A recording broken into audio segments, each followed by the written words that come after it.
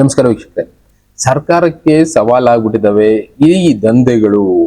ಸರ್ಕಾರಗಳು ಏನ್ ಮಾಡಿದ್ರು ಕಂಟ್ರೋಲ್ ಮಾಡೋದಕ್ಕೆ ಆಗೋದೇ ಇಲ್ಲ ಸರ್ಕಾರದವರು ಹಿಂದೆ ನಿಂತ್ಕೊಂಡು ಈ ಕೆಲಸಗಳನ್ನ ಮಾಡಿಸ್ತಾ ಇದ್ದಾರೆ.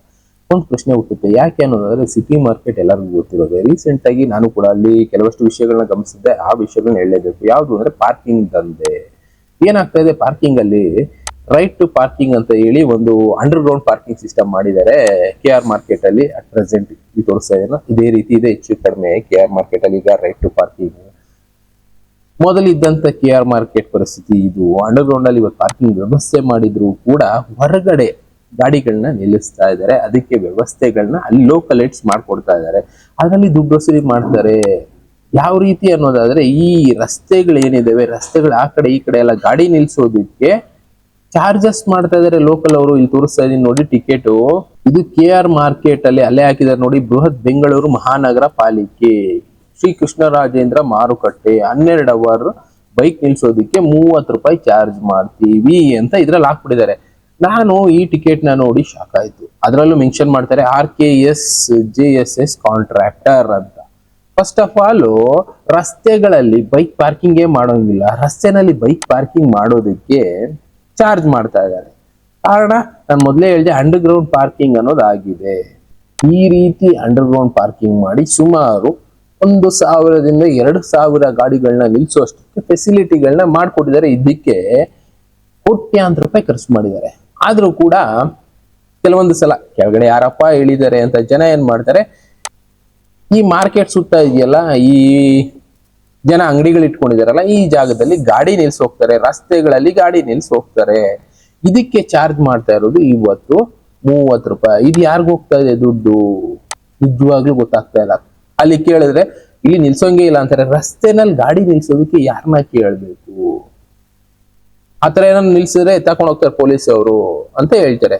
ಆತರ ನಿಲ್ಸಿದ್ರೆ ಎತ್ತಾಕೊಂಡು ಹೋಗ್ತಾರೆ. ಟಿಕೆಟ್ ಯಾಕೆ ಚಾರ್ಜ್ ಮಾಡ್ತಾ ಇದಾರೆ? 30 ರೂಪಾಯಿ ಕೊಟ್ರೆ ರಸ್ತೆನಲ್ಲಿ ಬೈಕ್ ನಿಲ್ಸ್ಬೋದು. ಅಂದ್ರೆ ರಸ್ತೆಗಳನ್ನ ಮಾರ್ಕೊಂಡ್ಬಿಟ್ಟಿದ್ಯಾ ಸರ್ಕಾರ.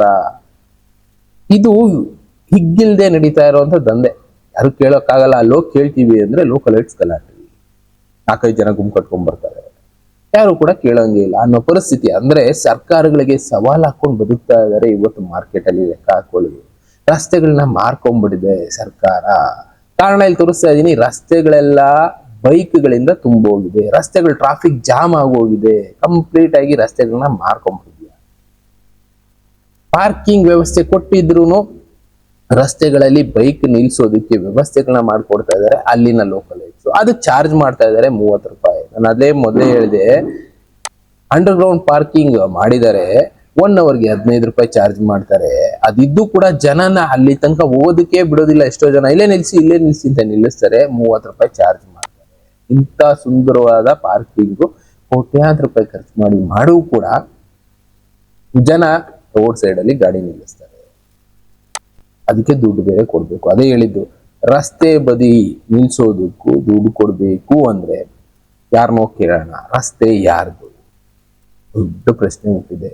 ಬಟ್ ಕೇಳೋದಿಲ್ಲ ಸರ್ಕಾರ. ಯಾಕೆಂದ್ರೆ ಅದರಿಂದನೂ ಅವ್ರಿಗೆ ದುಡ್ಡು ಹೋಗುತ್ತೇನೋ, ಅಲ್ಲಿರುವಂತ ಕೆಲವಷ್ಟು ಅಧಿಕಾರಿಗಳಿಗೆ ದುಡ್ಡು ಹೋಗುತ್ತೇನೋ, ಅದಕ್ಕೆ ರಸ್ತೆನೂ ಮಾಡ್ಕೊಂಡ್ಬಿಟ್ಟಿದ್ದಾರೆ. ಯಾವಾಗ ಸರಿ ಹೋಗುತ್ತೆ ನಿಜವಾಗ್ಲೂ ನನಗಂತೂ ಗೊತ್ತಿಲ್ಲ. ಸರಿ ಮಾಡೋವಂಥವ್ರು ಯಾರು? ನಾವೇ ಮಾಡಬೇಕು. ಆದ್ರೆ ನಾವು ಮಾಡೋ ಪ್ರಯತ್ನವೂ ಮಾಡ್ತಿಲ್ಲ. ಕೇಳಬಹುದು, ಕೇಳಿದ್ರೆ ಅಲ್ಲ 4-5 ಜನ ಗಲಾಟೆ ಮಾಡ್ತಾರೆ ಅಂತ ಸೈಲೆಂಟ್ ಆಗಿ ಹೋಗ್ತೀವಿ. ಅಧಿಕಾರಿಗಳಂತೂ ಮಾತಾಡೋದಿಲ್ಲ, ದುಡ್ಡು ಇಸ್ಕೊಂಡು ಸುಮ್ಮನೆ ಹೋಗ್ತಾ ಇದಾರೆ. ಒಟ್ನಲ್ಲಿ KR ಮಾರ್ಕೆಟ್ ರಸ್ತೆಗಳು ಮಾರಾಟ ಆಗಿದೆಯಾ ಅನ್ನೋಂತ ಒಂದು ಪ್ರಶ್ನೆ. ಎಷ್ಟೋ ಪ್ರಶ್ನೆಗಳಿದಾವೆ, ಉತ್ತರ ಹುಡ್ಕೋ ಕೆಲಸ ಮಾಡೋಣ. ಬೇರೆ ಬೇರೆ ವಿಷಯಗಳ ಜೊತೆ ನಾನು ಮತ್ತೆ ಸಿಗ್ತೀನಿ. Thank you.